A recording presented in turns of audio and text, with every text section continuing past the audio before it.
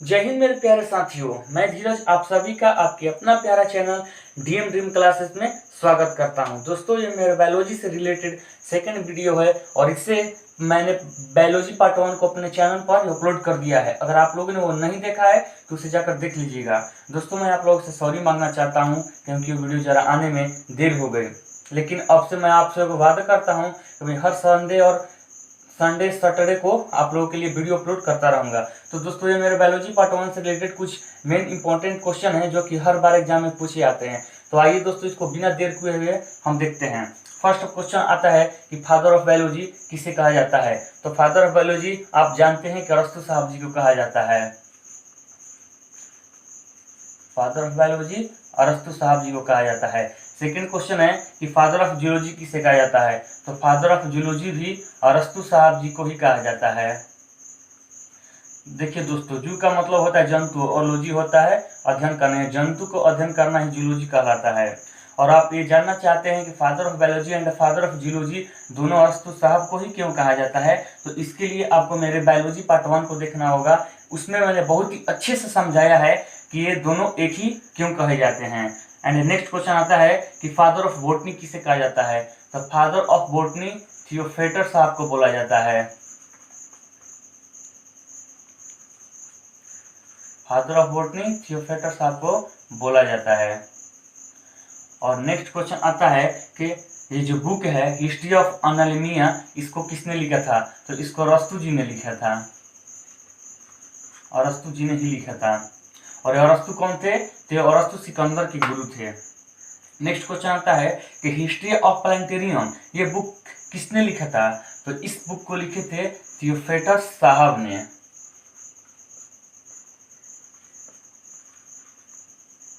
थियोफेटर साहब ही लिखे थे। और नेक्स्ट क्वेश्चन आता है कि ये जो बायोलॉजी वर्ड है, ये बायोलॉजी वर्ड किसने और कब दिया था। तो देखिए दोस्तों, ये जो बायोलॉजी वर्ड है ये दो साइंटिस्टों ने मिलकर दिया था। फर्स्ट साइंटिस्ट जो थे वो लैमार्क जी थे और सेकंड साइंटिस्ट जो थे वो थे टेवेरिनियस।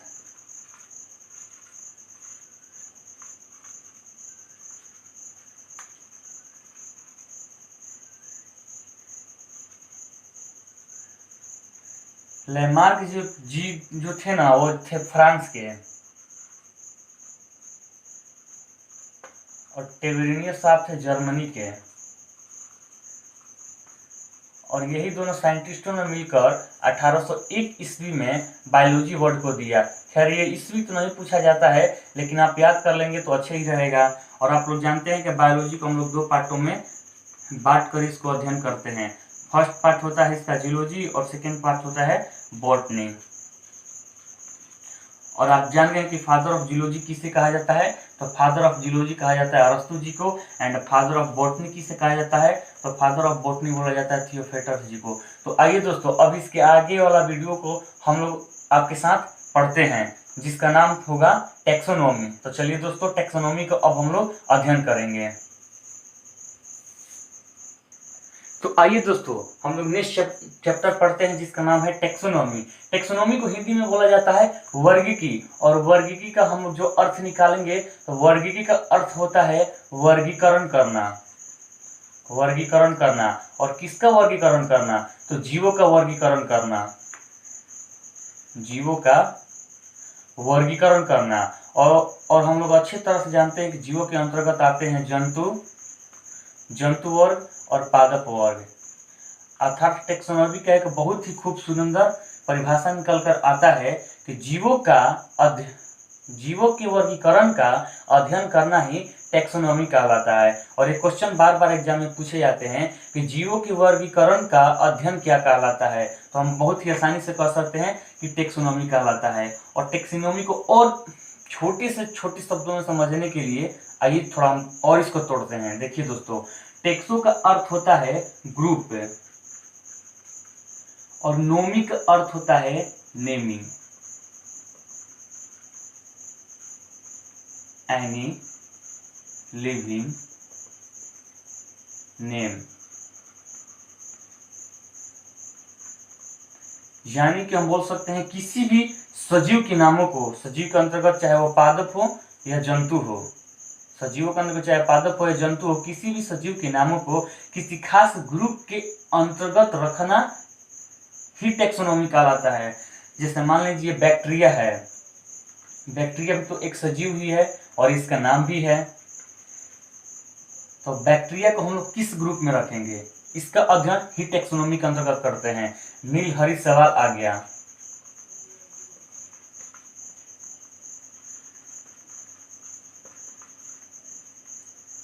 इसको हम लोग किस ग्रुप में रखेंगे।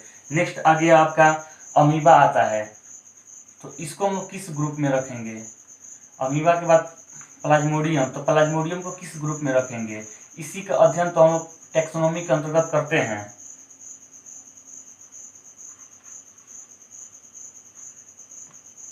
नेक्स्ट आ गया मान लीजिए ईस्ट है, तो ईस्ट को भी हम लोग किस ग्रुप में रखेंगे, इसी का अध्ययन हम लोग टेक्सोनॉमी के अंतर्गत करते हैं। तो जो बैक्टीरिया और नील हरी सवाल जो हैं ये एक ही ग्रुप के आते हैं, जिनके ग्रुप का नाम है मोनेरा।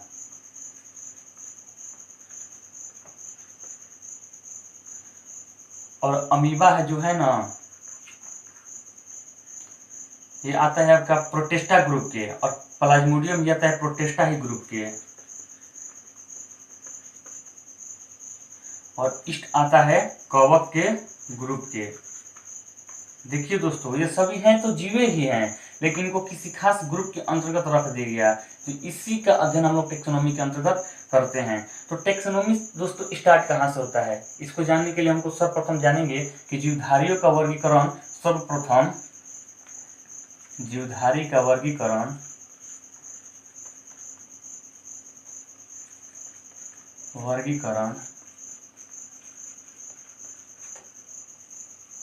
सर्वप्रथम जॉनरे नामक वैज्ञानिक थे।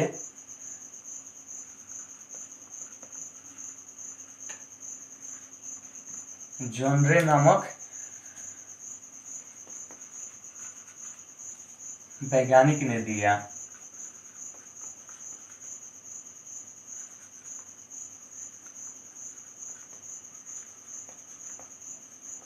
अच्छा, जो जीवधारियों को वर्गीकरण सर्वप्रथम जॉनरे नामक साइंटिस्ट ने दिया, वो क्या दिए थे वैज्ञानिक आधार। ये जो जॉनरे नामक साइंटिस्ट थे, उन्होंने एक बहुत ही खूबसूरत शब्द दिया था, उस शब्द का नाम था प्रजाति। और ये क्वेश्चन में आपको बार बार पूछे जाते हैं कि प्रजाति शब्द को किसने दिया था। हम बहुत ही आसानी तरीके से बोल सकते हैं कि प्रजाति शब्द को जॉनरे नामक वैज्ञानिक ने दिया था। खैर, इन्होंने खास योगदान तो नहीं दिया टेक्सोनॉमी में, लेकिन जो प्रजाति शब्द दिए थे इसका योगदान आगे था, और हम लोग आगे पढ़ेंगे कि प्रजाति शब्द का योगदान कहाँ होता है। तो इनके बाद एक और साइंटिस्ट आते हैं जिनका नाम है कैरोलस लिनियस। तो जीवधारियों के आधुनिक वर्गीकरण का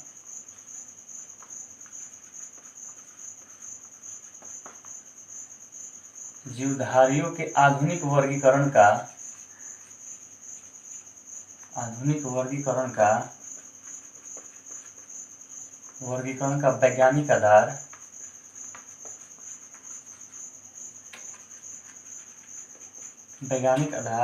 स्वीडिश के वैज्ञानिक थे। कहाँ के थे ये, स्वीडिश के वैज्ञानिक थे। स्वीडिश एक देश होता है, वहीं का रहने वाले थे। स्वीडिश के वैज्ञानिक कैरोलस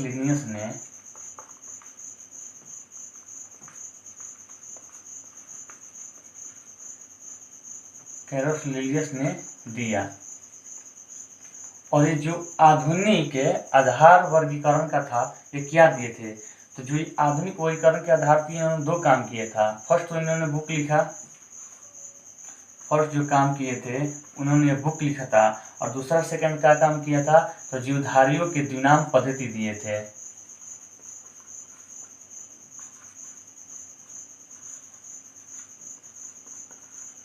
जीवधारियों के द्विनाम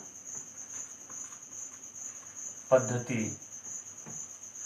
देखिए दोस्तों, ये जो दो महान कार्य किए थे, उस महान कार्य के कारण ही फादर ऑफ टेक्सोनॉमी बोला जाता है कैरोलस लिनियस को। खैर, उसको हम आगे देखेंगे। तो जो जीवधारी के द्विनाम पद्धति है ना, इसको ही बोला जाता है वैज्ञानिक नाम। ऐसा इसलिए है क्योंकि हर एक कंट्री का लैंग्वेज एक जैसा नहीं होता है, हर एक अलग अलग कंट्री का लैंग्वेज अलग अलग होती है। तो क्या हम लोग जीवों का नाम अलग अलग हर देश में जाएंगे तो बोलेंगे? इसी समस्या को सुलझाने के लिए कार्लोस लिनियस साहब ने जीवों के वैज्ञानिक नाम दिया था कि पूरे वर्ल्ड में किसी जीव का एक ही साइंटिफिक नेम होगा। जीवधारी को द्विनाम, यानी आपको द्वि से पता चलता है कि दो नामों से मिलकर बना होगा। फर्स्ट हो गया वंश, दूसरा हो गया प्रजाति। देखिए दोस्तों, यहाँ पर प्रजाति शब्द आ गया ना, और ये प्रजाति शब्द तो दिए थे जॉन साइंटिस्ट ने। तो इसीलिए जीवधारियों के वर्गीकरण के जो स्टार्ट किए थे सर्वप्रथम जॉन नामक साइंटिस्ट ही किए थे, जॉन नामक साइंटिस्ट ही किए थे। लेकिन जो आधुनिक वर्गीकरण का वैज्ञानिक आधार था वो दिए थे कार्लोस लिनियस साहब ने। कार्लोस लिनियस साहब ने जो द्विनाम पद्धति दिया था उसमें दो चीज जोड़े, पहलका में वंश, प्रजाति। वंश ये खुद से जोड़े थे। किसी भी जीवधारी के द्विनाम पद्धति में वंश कार्लोस लिनियस साहब ने खुद जोड़े थे, और प्रजाति शब्द जो थे वो जॉन नामक साइंटिस्ट से लिए थे। और जो वंश होता है इसको हम लोग कैपिटल लेटर में लिखते हैं और प्रजाति को स्मॉल लेटर में लिखते हैं। खैर, हम आगे के वीडियो में बहुत ही विस्तृत से पढ़ेंगे कि जीवधारियों का साइंटिफिक नेम क्या होता है, इसको पढ़ा कैसे जाता है और इसको लिखा कैसे जाता है। खैर, इनके जो दो काम थे ना, ये बुक है, ये इनके बहुत ही महान कार्य था, क्योंकि ये क्वेश्चन में भी पूछा जाता है। जो बुक लिखे थे, फर्स्ट बुक था इनका सिस्टमा नेचुरी, सिस्टमा नेचुरी, और दूसरा जो बुक था वो था प्लांटेरम।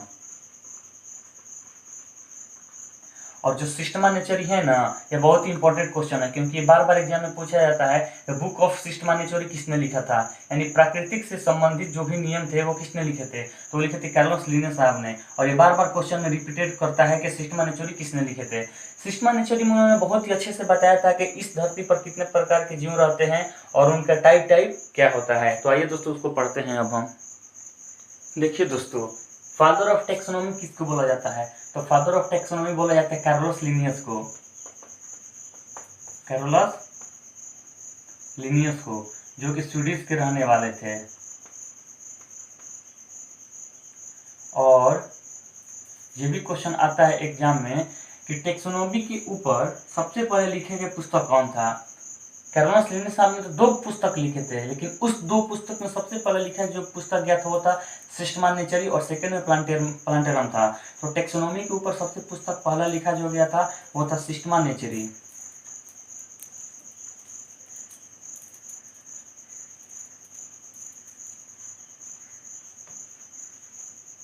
और सिस्टमा नेचुरी में उन्होंने बताया था कि इस धरती पर दो प्रकार के जीव रहते हैं, पहला हो गया पादप और दूसरा हो गया जंतु। तो ये तो कोई विशेष बात नहीं बताए थे, क्योंकि पादप के बारे में पहले तो हमें थियोपेटस साहब ही बता दिए थे, इसीलिए फादर ऑफ बोटनी बोला जाता है थियोपेटस साहब को, और फादर ऑफ जियोलॉजी बोला जाता है अरस्तु साहब को, क्योंकि उन्होंने जीवों के बारे में बताया था कि इस धरती पर 500 प्रकार के जीव रहते हैं, और उन्हीं 500 प्रकार के जीवों को वो बहुत ही अच्छी तरह से अध्ययन किए थे मॉर्फोलॉजी, एनाटॉमी एंड फिजियोलॉजी के आधार पर। मॉर्फोलॉजी में जीवों के बाह्य संरचना के बारे में अध्ययन करते हैं, जैसे उनका हाथ, नाक, कान, मुंह, और एनाटॉमी में जीवों की आंतरिक संरचना के बारे में अध्ययन करते हैं, जैसे सेल हो गया, बोन हो गया, ब्लड हो गया, etc। और फिजियोलॉजी में सजीवों के कार्य के बारे में अध्ययन करते हैं कि कोई भी सजीव कार्य कैसे करता है। तो इसी आधार पर उन्होंने जंतु के बारे में व्याख्या किया था अरस्तु साहब ने, तो थियोपेटस साहब ने पादप के बारे में बताया था। और यही बात सिस्टमा नेचुरी में कार्लोस लिनियस साहब ने बताया था कि इस धरती पर दो प्रकार के जीव रहते हैं, फर्स्ट में हो गया पादप और जंतु। तो इतना महान कार्य नहीं था। और इनका दोस्त भी आता है। इनका दोस्त क्या था दोस्तों, जैसे जैसे आगे समय बढ़ता गया वैसे वैसे वैज्ञानिक का आगमन होते गए और उन्होंने अन्य जीवों को खोजना भी स्टार्ट कर दिया था। तो बहुत सारे ऐसे जीव मिलने लगे थे कि जो कि न पादप वर्ग के आते थे न जंतु वर्ग के आते थे। कुछ का गुण तो जंतु जैसा था तो कुछ का गुण पादप जैसा था, यानी वो दोनों को मध्य आते थे। तो बताइए, आप ही सोचिए, जब दोनों को मध्य आते थे तो उनको रखा कहाँ जाएगा। तो इसीलिए कार्लोस लिनियस साहब के सिस्टमा नेचुरी को अमान्य कर दिया गया था। लेकिन कार्लोस लिनियस साहब का जो दिनाम पद्धति था यानी साइंटिफिक नेम था वो बहुत ही यूजफुल है, आज भी है और पहले भी था और रहेगा, क्योंकि वो जियो के साइंटिफिक नाम दिए थे जो पूरा वर्ल्ड में जियो का एक ही नाम था। तो इसीलिए फादर बोला जाता है कार्लोस लिनियस को। वो सिस्टमा नेचुरी के लिए नहीं बोला जाता है, वो बोला जाता है दिनाम पद्धति के लिए बोला जाता है father of taxonomy Carlos Linnaeus. तो जो दोस्तों यहाँ पर दोष था कि आगे चलकर ऐसे जीव मिलने लगे जो कि पादप वर्ग में भी आ रहे थे और जंतु वर्ग में भी आ रहे थे। जैसे में दोस्तों युग्लिना आता है। युग्लिना को आप देखिएगा तो आप समझ ही नहीं पाएगा आप खुद कि वो पादप है कि जंतु है, क्योंकि युग्लिना का गुण दोनों की समान है। हम आगे पढ़ेंगे कि इसका गुण दोनों के समान कैसे हैं। सबसे पहले इनको दोष को लिख लेते हैं। इनका दोष यह था कि आगे चलकर बहुत सारे ऐसे जीव मिलने लगे, बहुत सारे ऐसे जीव मिलने लगे जो न पादप में थे, जो पादप में न थे और न ही जंतु में,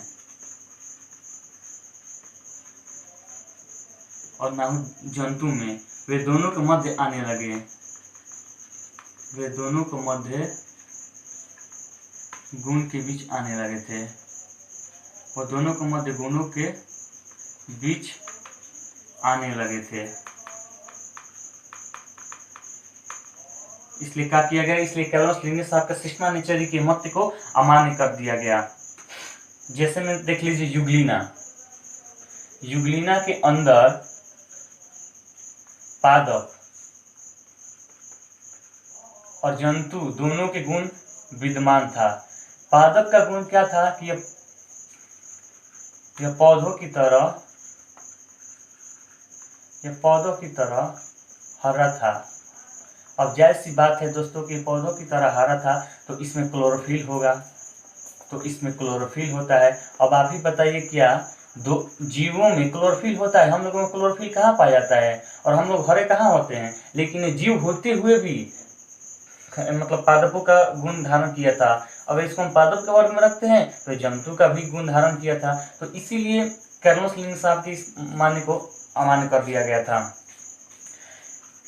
यह प्रकाश संश्लेषण भी करता है। जब इसमें क्लोरोफिल होगा तो प्रकाश संश्लेषण भी करेगा, यह प्रकाश संश्लेषण भी करता है। जब प्रकाश संश्लेषण किया तो यह स्वपोषण हो गया, क्योंकि हम जानते हैं कि पौधे स्वपोषण होते हैं क्योंकि वो सूर्य की उपस्थिति तथा जल को जड़ के द्वारा ग्रहण करके क्लोरोफिल की उपस्थिति में अपना भोजन का निर्माण स्वयं करते हैं। तो यह क्या हो गया, यह भी स्वपोषण हो गया। और जंतु का इसका एक ऐसा गुण था जो बहुत ही विद्यमान होता है हर जीव में।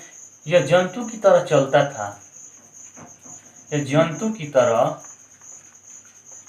था। अब जरा सोचिए कि जब ये पादप हो गया तो जंतु की तरह चलेगा कैसे? अगर ये जंतु ही हो गया तो इसमें क्लोरोफिल होगा कैसे? तो बहुत ही दिक्कत होने लगी जीवों को वर्गीकृत करने में। तो कैरोलस लिनियस साहब की इस मत को अमान्य कर दिया गया। और इसके आगे एक और साइंटिस्ट आते हैं जिनका नाम होता है आर.एच. विक्टर। तो आर.एच. विक्टर जो थे वो जीवों को 5 वर्गों में वर्गीकृत किए थे, जिनका बोला जाता है इंग्लिश में 5 किंगडम। तो 5 किंगडम के बारे में विस्तृत अध्ययन हम लोग अगले नेक्स्ट वीडियो पार्ट में करेंगे, बहुत ही व्याख्या तथा विस्तृत के साथ। तो दोस्तों आज का वीडियो ये इतना ही तक था। अगर आपको टैक्सोनॉमी से संबंधित इंट्रोडक्शन आपको पसंद आया होगा तो मेरे वीडियो को लाइक कीजिएगा। अगर आप चैनल से मेरे पहले बार जुड़े हैं तो इसको सब्सक्राइब कीजिएगा और इस लिंक को अपने दोस्तों के पास शेयर कीजिएगा ताकि वो भी इस चैनल से जुड़े और इस चैनल का लाभ उठाए। जय हिंद दोस्तों।